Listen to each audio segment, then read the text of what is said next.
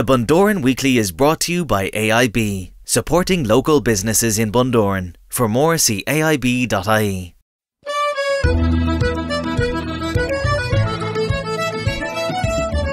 Hi everyone, it's Shane Smyth, Bundoran Tourism Officer. It is Friday the 6th of May 2022 and I'm here with you for the Bundoran Weekly podcast, episode 184. It is the podcast that talks about everything Bundoran. A little bit later on, we could be talking to local artist Marc Geagan, who is hosting a concert very shortly in Kinlough in County Leitrim, our neighbouring village, and he will be telling us more about that.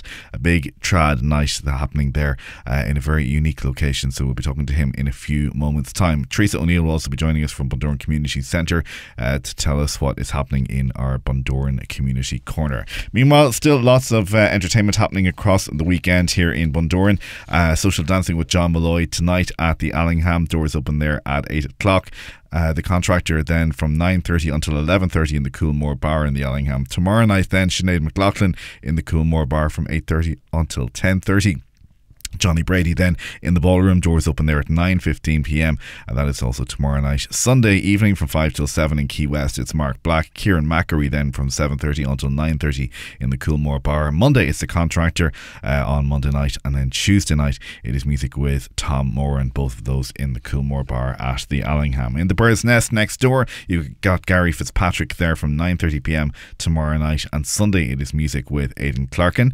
Mark Black tonight at the Chase and Bull. Tomorrow night music with Bang and Yokes. Thursdays continue at the Bank Bar each and every Thursday evening, and don't forget the trad session from Sundays from 3 till 5. That's happening at George's Bar there on Main Street. The Logues, big night at the Dome live music venue, that is up behind the Phoenix, and that is happening tomorrow night.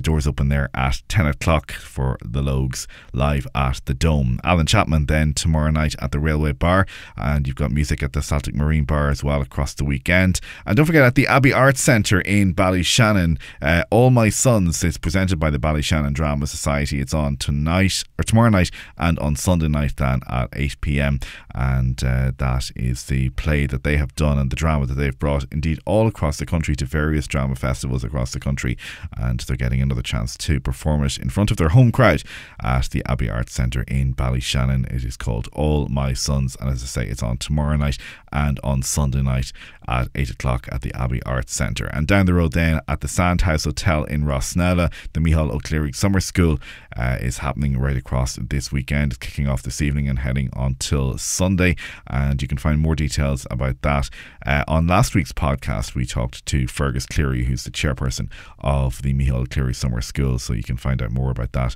by checking out last week's podcast. If you fancy the cinema this weekend, new out this week is Doctor Strange, and then the Missed It Monday is Belfast. You can find the full schedule on our website or indeed at eclipsecinemas.com. And one of the big things, of course, happening this weekend is the Darkness into Light. It is back in person, 4:15 tomorrow morning, as people walk from darkness into light and head towards the sunrise in Bundoran, and indeed all across the country, indeed all across Europe and the globe. So many locations taking part in Darkness into Light, and beautiful to see it, and that is all in aid of Pieta House. You can register now. Registration is still open at darknessintolight.ie, and join everybody together at 4:15 tomorrow morning. That's Friday night into Saturday morning, 4:15am, and walk from darkness into light. And I know they're still looking for a couple of volunteers on that as well. If you can help out on that one, you can send a message to the Darkness into Light Bundoran Facebook page, and they will be able to steer you in the right direction there. And of course, we look forward to Sea Sessions happening on the 17th to the 19th of June, and tickets still available at Ticketmaster. You're listening to the Bundoran Weekly with thanks to AIB.ie, supporting local businesses in Bundoran and Ballyshannon. Still to come, we're going to be talking to Marc Geagan about his concert, which is happening on the 27th of May in Kinlough in County Leitrim, and also we will be in our community corner with Teresa O'Neill. The Bundoran Weekly. Now, you'll know my next guest. He's been on a podcast a couple of times. He generally will organise the Christmas music concert in Bundoran Community Centre. He's also a local historian. Marc Geagan is now organising on the 27th of May a new concert. It is called Leitrim Calling. It is with thanks to the Leitrim County Council Local Live Performance Scheme, and it is a great night of music with lots of great artists.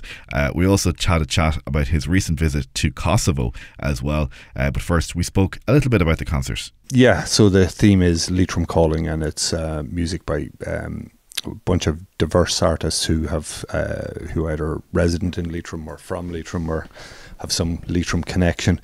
It's been headlined by the Richard Nelson Quintet, jazz, and Richard, for those of you who don't know him, is one of the top session musicians in Ireland. His credits include Van Morrison and Paul Brady's last album. Then we have lots of songs of Lost Love, Drinking Armageddon from Ronan Gallagher, the King of Doom Country from Mohill. And then we have Mehel, which is the kind of Modal Citizen Records kind of specialist trad project band that perform music from the locality, from South Donegal, from West Fermanagh and North Leitrim. And we're joined, I'm delighted to say, by a man, my God, Steve Cooney, one of the finest folk guitarists in the world.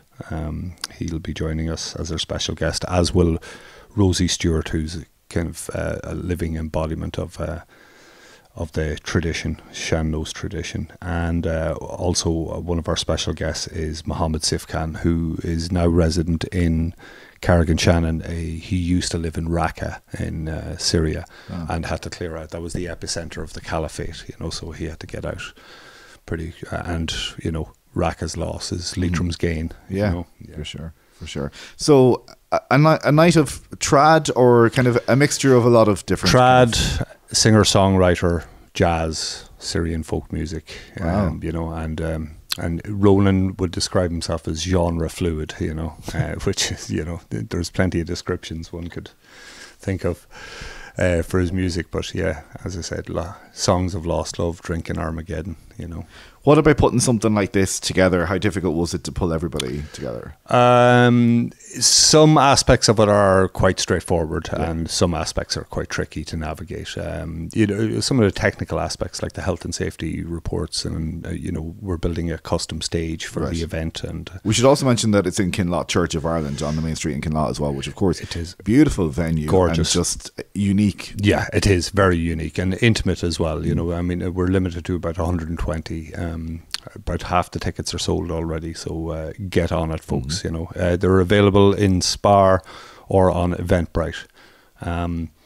But yeah, I have to say a special shout out to Siobhan O'Malley and Philip Delamere of Leitrim County Council, who kind of orchestrated the local live performance scheme.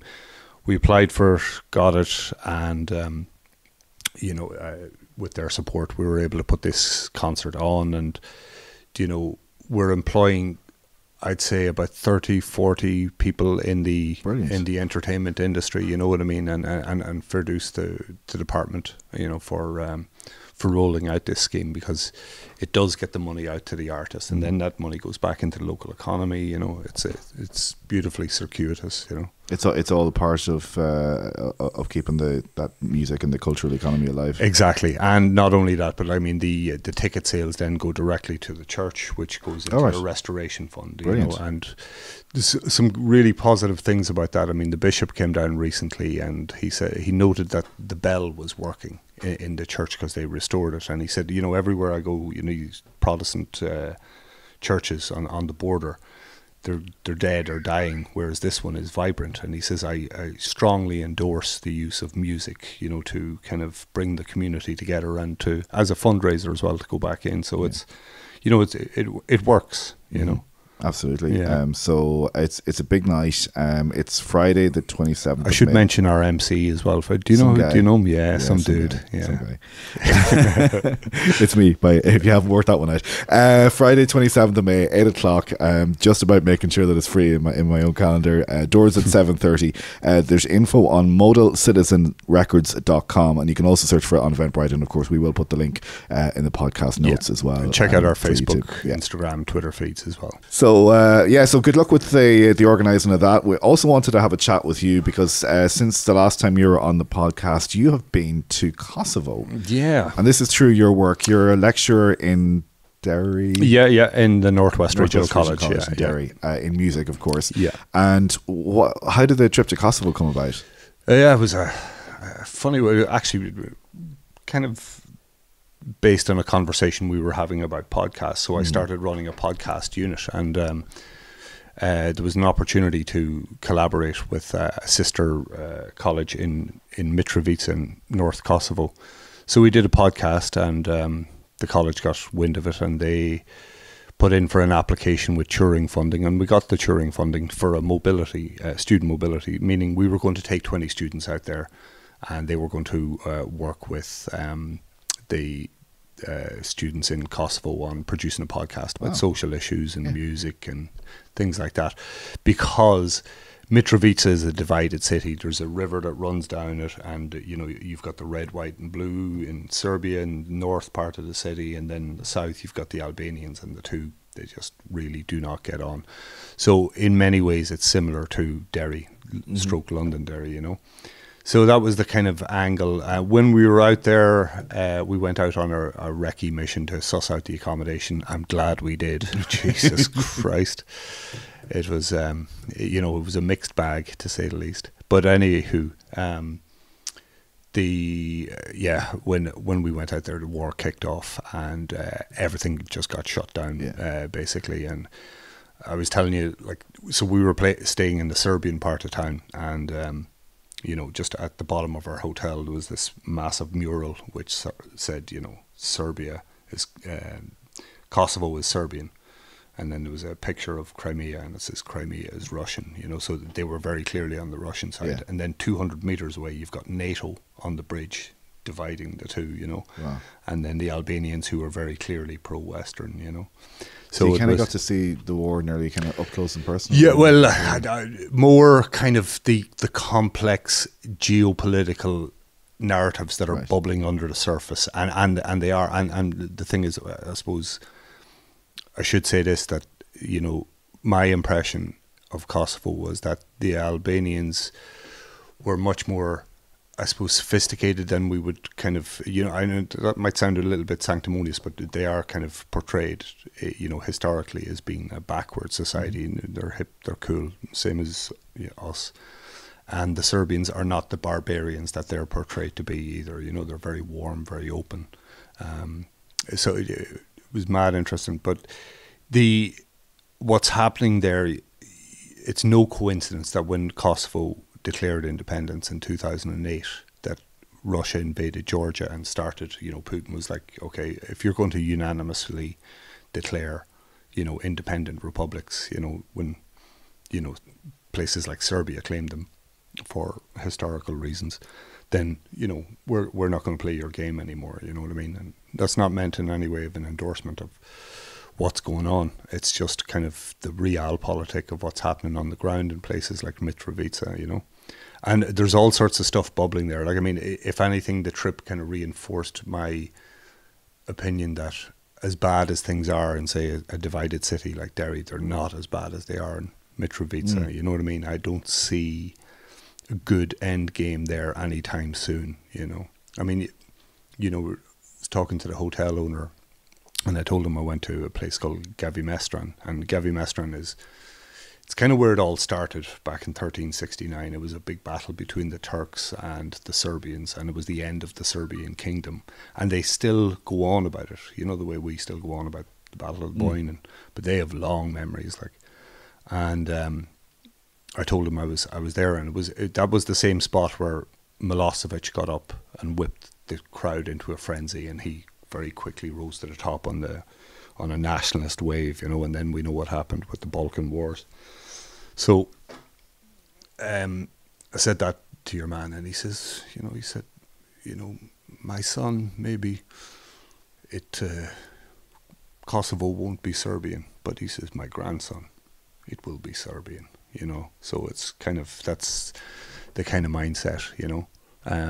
And I found that all over. And then when you speak to the Albanians, you know, I mean, they're just kind of, they have their own narrative as well, you know. And whilst they're respect and polite to each other, for the most part, there's a lot of tension bubbling underneath, you know.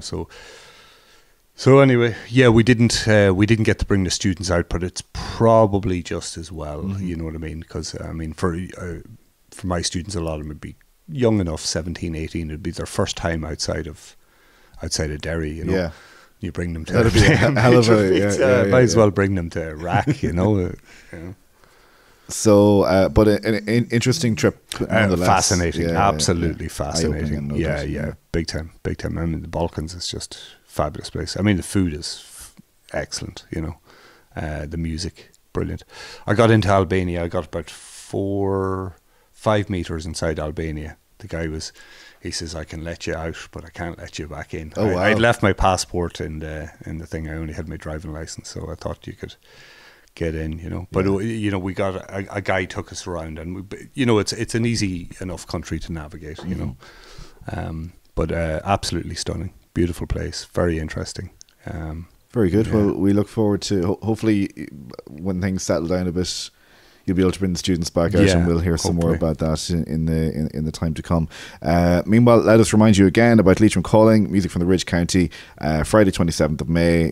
Tickets on Eventbrite for just €15. Doors open 7:30 p.m. It's at the Kinlough Church of Ireland on the main street in Kinlough, and we'll put the details of that in the show notes for the podcast. Mark, thank you, and good luck with the clique. Thanks, Mark. We're looking forward to that night in a couple of weeks' time. Let us head now to Bundoran Community Centre and our Community Corner, and here's Teresa. Thanks, Shane. We have a youth hangout that's on every Wednesday in the Ruggie Suite at 4:15 to 5:45. If you are between the ages of 12 to 17 years and looking for a safe space to meet, come and join us. Free hot chocolate with games. Our women's group are back to meeting on a Wednesday at 11:30 in the Ruggie Suite. They are getting together to plan the activities and day trips. It's €3 per person with tea and coffee and biscuits. Email the Wild Atlantic Women's Group at gmail.com. We have desks available in our Co-work Plus. We offer safe local remote working facility. To inquire about price or for a tour in our space, call 07198 29675 or email info@coworkplusbundoran.ie. Food Cloud is still available in the centre between Mondays and Thursdays. Times are vary as we wait for donations from Lidl Bundoran. Keep an eye on our Facebook page and Instagram for our next donation. And as always, if you have any inquiries, please do not hesitate to call 07198 29675 or email bundorancommunitycentre@gmail.com for any printing needs. Teresa, thank you. We'll talk to you again next week. That is going to do it for our podcast for this week. We will be back with more next Friday. Do have a safe week here in Bundoran, and we will talk to you then. Good luck. The Bundoran Weekly is a production of Discover Bundoran. The Bundoran Weekly is brought to you by AIB, supporting local businesses in Bundoran. For more, see aib.ie.